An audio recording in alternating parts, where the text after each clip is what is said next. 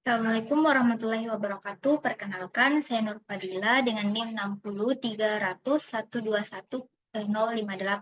Di sini saya akan menjelaskan mengenai biosintesis metabolit sekunder jamur dari dasar hingga aplikasi bioteknologi. Jadi, sebelum itu kita perlu mengetahui apa itu metabolit sekunder. Jadi, metabolit sekunder ini merupakan produk alami yang disintesis terutama oleh bakteri, jamur, dan juga tumbuhan, dan merupakan molekul dengan berat molekul rendah dengan beragam struktur kimia dan juga aktivitas biologis. Produksi dari senyawa metabolit sekunder ini tidak diperlukan untuk pertumbuhan dan juga reproduksi organisme. Berbeda dengan metabolit primer yang meliputi lipid, karbohidrat, protein, dan juga asam asam nukleat dan asam amino. Metabolit sekunder ini memainkan peran yang penting dalam kelangsungan hidup organisme yang memproduksinya karena menentukan interaksi dalam lingkungannya. Nah, peran atau dampak senyawa metabolit sekunder pada jamur. Jadi, metabolit sekunder jamur ini telah berdampak positif dan juga negatif pada masyarakat sejak zaman kuno, di mana peristiwa yang dikenal dengan kebakaran Saint Anthony pada tahun 1039. Ini merupakan wabah ergotisme, di mana penyakit yang disebabkan oleh konsumsi gandum hitam, yang kita ketahui sekarang bahwasannya terinfeksi oleh jamur Claviceps purpurea. Penyakit ini sebenarnya disebabkan oleh metabolit sekunder yang disebut alkaloid ergot yang disekresikan oleh jamur. Kemudian yang kedua, meskipun beberapa jamur memiliki metabolit sekunder berupa mitotoksin, banyak jamur lain yang menunjukkan aktivitas bermanfaat bagi manusia. Ratusan spesies jamur, sebagian besar spesies pembentukan jamur Basidiomycetes yang dapat dimakan, telah digunakan dalam pengobatan tradisional Tiongkok selama ribuan tahun. Khasiatnya yang bermanfaat terkait dengan produksi campuran SM dengan beragam aktivitas biologis, misalnya melawan kanker, diabetes, dan juga penyakit kardiovaskular. Dasar-dasar produksi metabolit sekunder pada jamur. Jadi, metabolit sekunder pada jamur ini diproduksi melalui enzim inti seperti poliketida sintase atau PKS, sitase peptida non-ribosom, NRPS, terpen cyclases, TCS, dan dimetilalitriptofan sitase atau DMTSS. Proses produksi metabolit sekunder ini melibatkan regulasi biosintesis yang bergantung pada kromatin pada jamur serta pengaruh epigenetik terhadap metabolisme sekunder. Selain itu, prediksi kluster gen metabolit sekunder berbasis promotor dalam genom eukariotik juga dapat membantu dalam memahami proses produksi metabolit sekunder pada jamur. Metabolit sekunder tersebut dapat memiliki beragam fungsi seperti antibakteri dan juga peran dalam virulensi. Kemudian beberapa atau banyak spesies jamur berfilamen yang berbeda telah digunakan untuk ekspresi heterolog. Sebagian besar berasal dari genus Aspergillus seperti Aspergillus nidulan, Aspergillus niger, dan juga Aspergillus oryzae.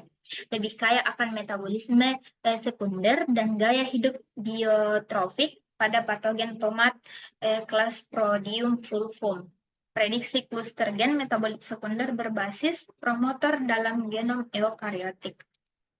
Nah, keanekaragaman struktur kimia yang diamati oleh metabolit sekunder seperti pada gambar yang tertera di bawah ini. Ada polikitedes, hibrid SM atau polikitede peptid, kemudian hibrid SM atau peptid poliketid, ada non-ribosom peptid like, NIS, terpens, non-konvensional, indol alkaloids, RIPPS, non-ribosom peptides.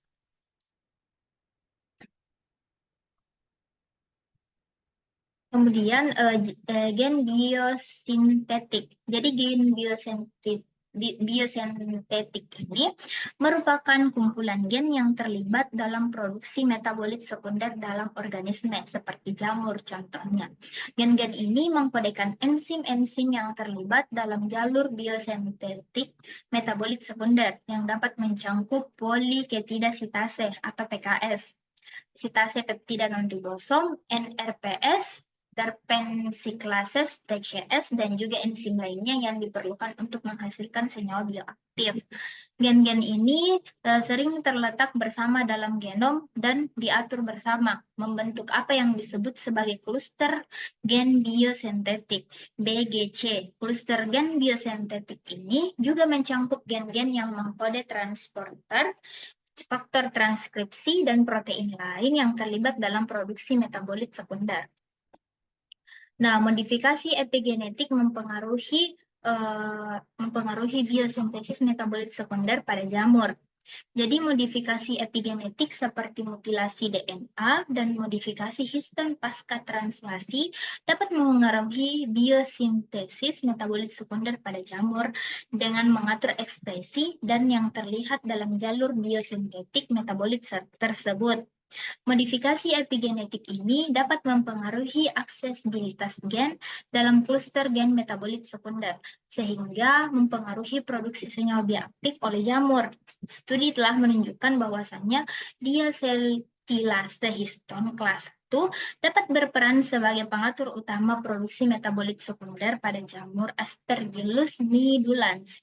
Oleh karena itu, modifikasi epigenetik merupakan mekanisme penting dalam regulasi biosintesis metabolit sekunder pada jamur. Selain itu, gugus gen biosintetik epigenetik mempengaruhi mekanisme sekunder pada jamur. Nah, adapun strategi yang digunakan untuk memprioritaskan kelompok gen biosintetik berdasarkan fungsi enzimatik tertentu, di mana salah satu strategi yang dapat digunakan berdasarkan fungsi enzimatik tertentu, yaitu dengan menggunakan alat bioinformatika seperti pencari target yang tahan terhadap antibiotik atau ARTS. Nah, ARTS ini merupakan eksplorasi yang membantu dalam menentukan prioritas kelompok antibiotik dan target penentuan obat baru berdasarkan analisis domain filogenetik kunci dari enzim filokitade sitase atau PKS dan sitase peptida non-ribosom NRPS yang terakterisasi. Dengan demikian, ARTS ini dapat membantu dalam mengidentifikasi BGC yang memiliki enzim inti dengan fungsi enzimatik tertentu, memungkinkan penelitian lebih lanjut terhadap biosintetik spesifik. Nah, integrasi bioinformatika, integrasi bioinformatika, referensiasi fungsional, dan alat bioteknologi dapat meningkatkan efisiensi produksi senyawa bioaktif dari jamur. Jadi, ini dengan memungkinkan identifikasi kluster gen biosintetik, pemahaman lebih dalam tentang fungsi enzim, dan pengembangan strategi produksi yang lebih efisien.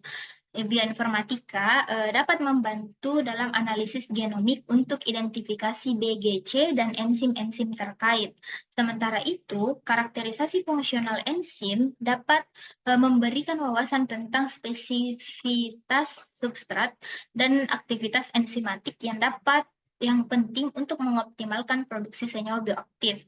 Jadi, penggunaan alat bioteknologi seperti ekspresi heterolog dapat memungkinkan produksi senyawa bioaktif dalam jumlah besar dengan biaya yang lebih rendah. Dengan demikian, integrasi ketiga ini dapat meningkatkan efisiensi produksi senyawa bioaktif dari jamur.